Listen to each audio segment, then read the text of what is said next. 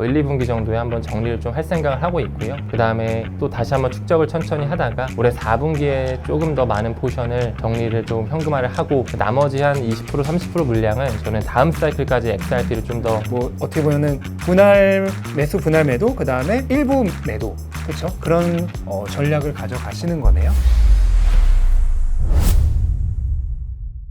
그런 전략이 좋은데 이제 보통 투자자분들은 항상 다 일괄로 하셔야 되는 걸로 알고 계셔도 어려워하시죠. 네. 몰빵 매도, 몰빵 매수잖아요. 근데 항상 진짜 분할 매수와 분할 매도가 너무나 중요한 것 같아요. 정답지인데 사람의 탐욕이라는 게 있다 보니까 확실히 컨트롤하기는 되게 어려운 것 같습니다. 그렇죠. 네. 그럼 작가님은 그런 탐욕을 어떻게 극복을 하시나요? 저는 그래서 그냥 감정 없이 그냥 DCA라고 하잖아요. 달러 코스트 에버리징이라고 해서 그냥 하루에 뭐 리플 5개, 10개 이렇게 그냥 뭐 아침 10시마다 나는 그냥 5개씩 사자 뭐 이런 식으로 리플 알트코인 아침 저녁으로도 가격 차이가 심한데 그냥 그런 거 상관없이 상관없이 그냥 수량에 집중을 하는 거죠. 수량에 집중해서 나는 그냥 하루에 10개씩 모은다. 하루에 20개씩 모은다. 이렇게 수량을 모아간다. 시장 상황은 상관없이 갑니다. 그러면 시장이 좋을 때도 똑같은 수량, 맞습니다. 시장이 나쁠 때도 똑같은 수량. 그렇게 그냥 DCA로 네. 비용 평균 매수법이라고 하죠. 네. 그렇게 사실 가장 좋은 매수 방법이잖아요. 지키기가 어려운 게 이제 문제죠. 왜냐면 내릴 때 더 사셔야 되는데 맞아요. 내릴 때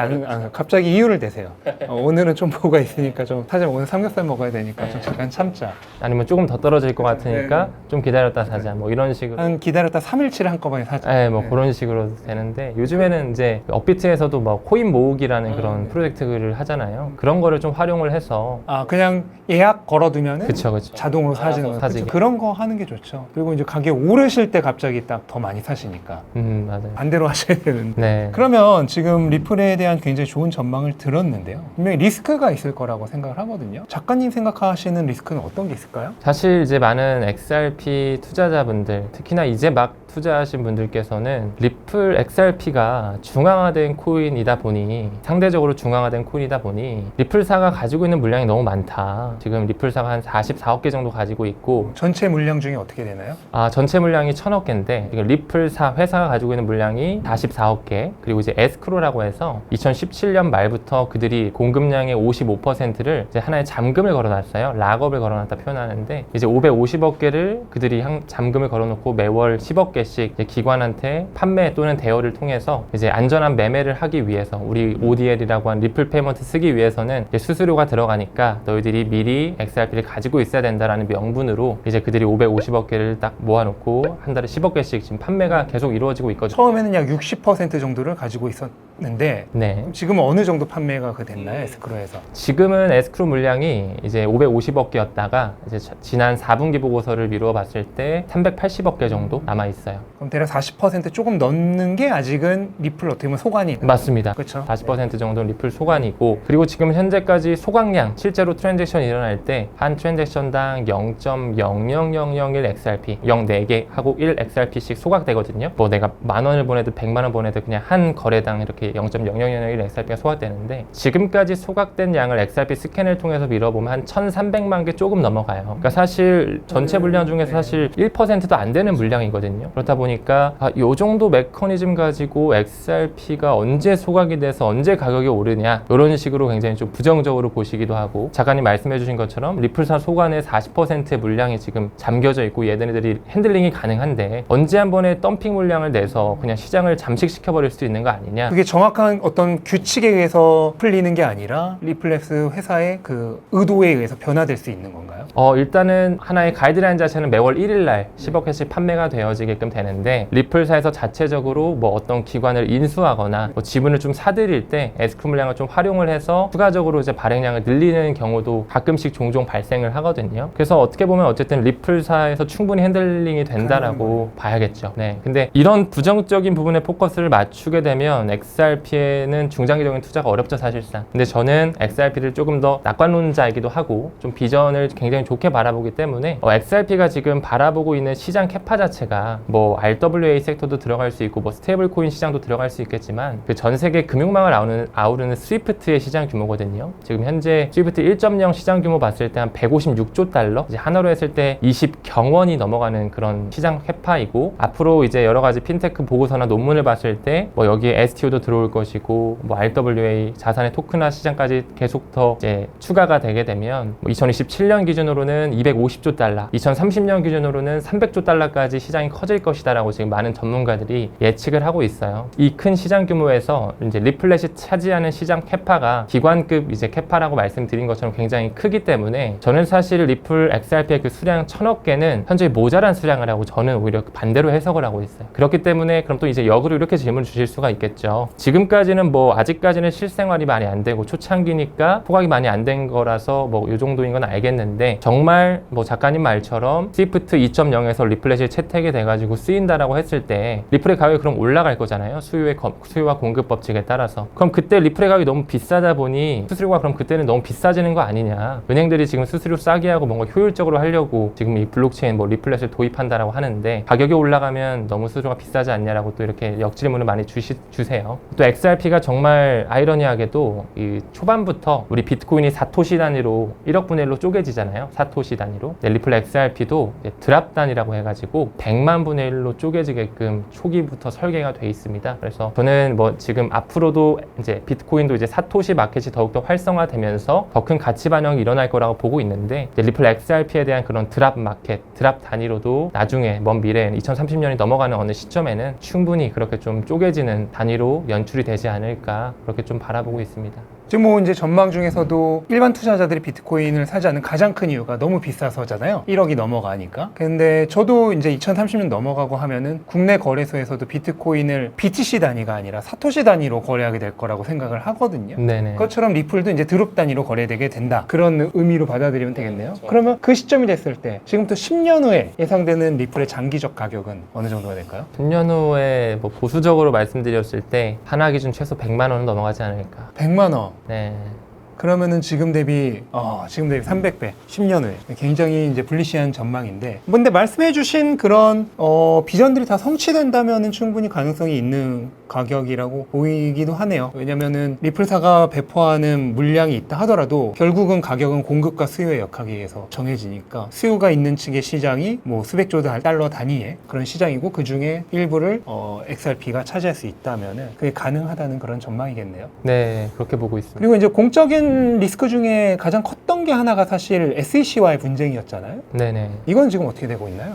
사실 뭐 법적 분쟁이 벌써 4년이 넘어갔죠. 2020년 12월 때부터 시작이 돼서 4년이 넘어가서 사실 오랜 시간 동안 이제 리또속이라는 말이 있었고 아직까지도 뭐 항소 이슈와 소송 이슈는 끝나지 않은 상황인데 저는 그렇게 멀지 않았다고 봐요. 이제 끝나는 시기가. 왜냐면 지금 이제 뭐 SEC라든지 CFTC의 어떤 세대 교체가 이제 거의 다 일어났고 지금 잠깐 뭐 캐롤라인 팜이라든지 마크 우에다라든지 직무대행을 맡고 있지만 이미 SEC의 이제 새로운 차기 위원장으로 폴 애킨스가 지명이 됐고 이제 언제 온전하게 위원장 자리에 오느냐 그 시기적인 문제로 바라보고 있는데 이제 전 SEC의 그 소송에 변호사가 이런 말을 하더라고요. 이제 폴 애킨스가 자리를 이제 온전하게 위원장 자리에 오게 되면 몇 주 안에 소송이 완전히 끝날 것이다. 이렇게 또 예측치를 준 것도 있고 또한 이제 미국에서 연준을 필두로 한 트럼프 행정부를 통해서 뭐 스테이블 코인에 대한 법안도 슬슬 준비가 되어지고 있고 또 지금까지 전통 금융권에서 코인을 받아들이지 못한 SAB 121이라고 하는 회계 지침 또한 계속적으로 폐지가 안 됐다가 최근에 이제 폐지가 되면서 예금보험공사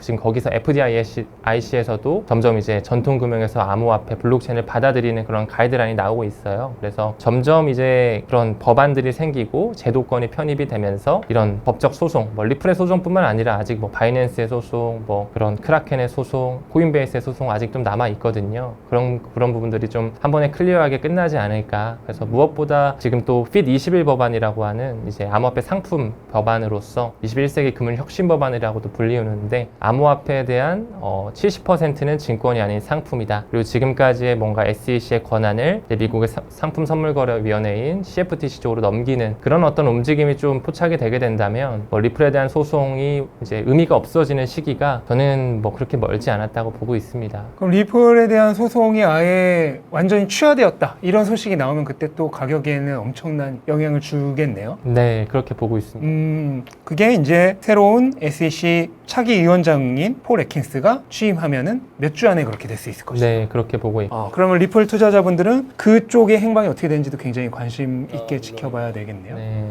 그럼 마지막으로 그 리스크 중에서 지금 미국이 이제 트럼프가 취임하면서 CBDC를 이제 연구하는 것조차 하지 못하게 하겠다라는 말을 하고 있잖아요. 그러면 리플 측면에서는 XRP라고 하는 토큰의 가격 측면에서는 미국이 CBDC를 하지 않는 것이 호재가 될까요? 악재가 될까요? 악재가 되죠. 아, 네, CBDC의 세상이 도래해야지만 리플 XRP의 유틸리티가 더 크게 성장하는 것이기 때문에 사실 방금 작가님 말씀 주셨던 CBDC를 반대한다는 스탠스 자체는 악재로 받아들여집니다. 그러면은 CBDC가 아니라 스테이블 코인을 활용해서 은행들끼리 송수신을 할 때도 XRP가 사용될 수 있나요?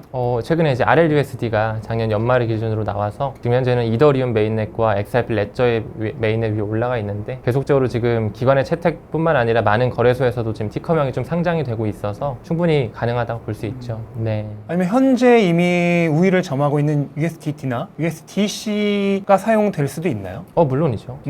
만약 근데 그게 일반적인 스테이블 코인을 범용적으로 리플 네트워크 위에서 사용될 수 있다면은 실질적으로 CBDC가 없어도 뭐 되는 거 아닌가요? 근데 이제 앞으로는 아마 통화가 굉장히 좀 분권화가 되면서 지금 뭐 법정화폐, 종이화폐만 쓰지만 이제 뭐 먼저 스테이블 코인의 세상이 먼저 좀 도래할 거라고 보고 있고 그 이후에는 이제 CBDC와 암호화폐로도 이제 결제가 이루어지는 시대로 저는 가고 있다라고 보고 있거든요. 그래서 결국에는 이제 제2의 달러의 시대가 또 오지 않을까 저는 이렇게 또 바라보고 있어요. 지금 뭐 달러가 지금 현재는 강달러여서 도널드 트럼프가 뭐 관세 정쟁도 일으키고 있고 킹달러의 모습을 보여주고 있지만 트럼프의 일기 행정부가 다시 한번 좀 역사적으로 반복되지 않을까라는 생각. 그 말은즉슨 이제 다시 한번 달러에 대한 약달러 국면으로 좀 접어들지 않을까 보고 있습니다. 그래서 저는 사실 이제 리플 XRP를 단순한 암호화폐로 보지 않아요. 그래서 일단 1차적으로는 금융에 대한 어떤 시스템이라고 바라보고 있고 조금 더 중장기적으로 시계열을 2030년 뒤로 봤을 때는 저는 제2의 달러까지도 바라보고 있어요.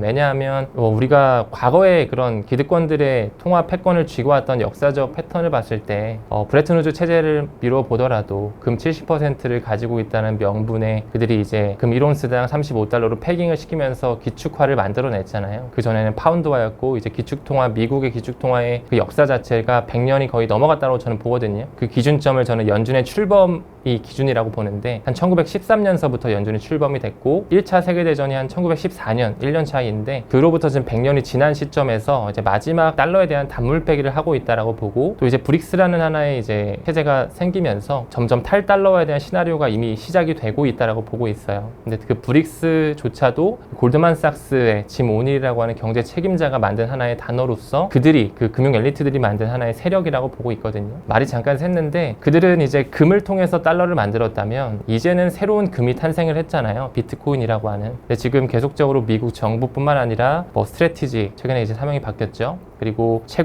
대형 채굴 업체들 뭐 라이어 플랫폼이라든지 뭐 코어 사이언티픽이라든지 뭐 마라홀딩스 등등 사실 뒷배를 보면 그 연준의 뒷배와 그게 다르지가 않거든요. 그래서 지금 그런 많은 기관들을 통해서 또 ETF를 통해서 정부를 통해서 채굴 업체를 통해서 지금 새로운 금을 굉장히 공격적으로 만들고 있는데 또 이번에도 아마 그 새로운 금을 가지고 그들이 제2의 달러를 무언가 암호화폐로서 기축화를 만들 거라고 저는 보고 있는데 저는 그게 XRP가 될 수 있다라는 가능성을 좀 높게 바라보고 있습니다.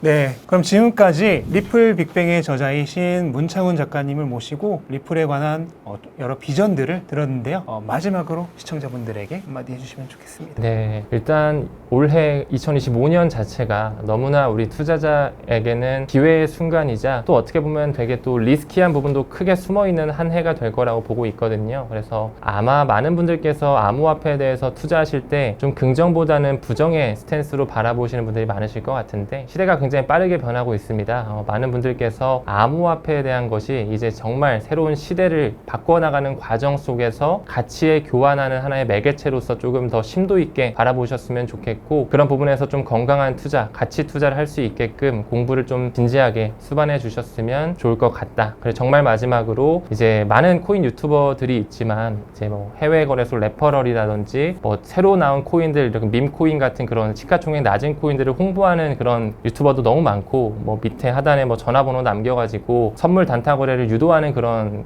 되게 공격적이고 되게 위험한 그런 유튜버들이 너무 많은데 꼭 되게 안전하게 투자를 좀 잘 보수적으로 하시면서 공부를 좀 잘 하셨으면 좋겠다 이런 말씀 좀 전달드리겠습니다. 네, 감사합니다. 네, 고맙습니다. 네.